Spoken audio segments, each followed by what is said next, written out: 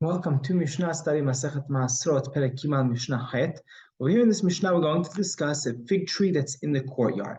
So remember, if you have a tree planted outside, in the field, in the orchard, and you want to go ahead and eat from it, nachilat arai, some type of temporary eating, a little snack, you're allowed to go ahead and do so without separating Trumot Maasrot.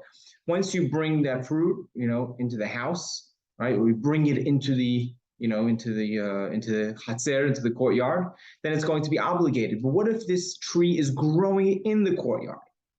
Right? So over here, this is where we have this distinction of you need to go ahead and you only let it have one at a time. So we're going to see now Mishnah, this discussion about having one at a time. And remember, when you have one at a time, you only let it have one at a time. If you take a few into your hand and grab them together, right, that's going to be obligated in Maasrot, and then you're not allowed to just eat it. You're not allowed to eat a temporary eating until you separate Trumot and Maasrot. So that's going to be the discussion about Mishnah.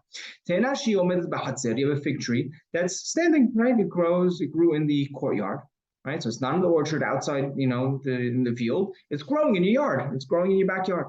Over here, in this case, you let it go ahead and eat one at a time.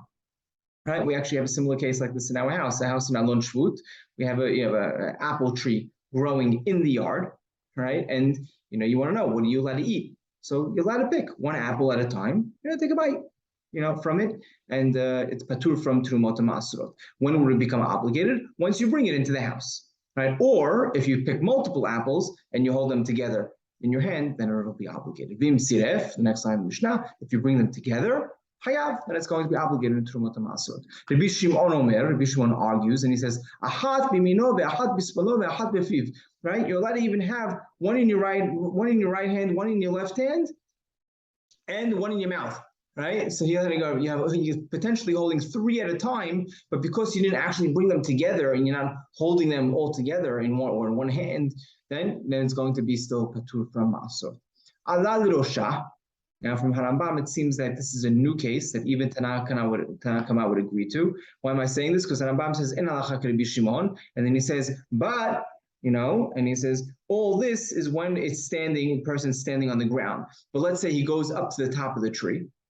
He could go ahead and he could fill, his bosom. He could fill his, arms, and he could go ahead and eat as much as he wants while he's up on top of the tree. Right? He can't come down with it. Once he comes down with it, right, that's already considered achilat keva. That's already considered a more permanent eating, and then he would have to separate Trumot and Maasrot.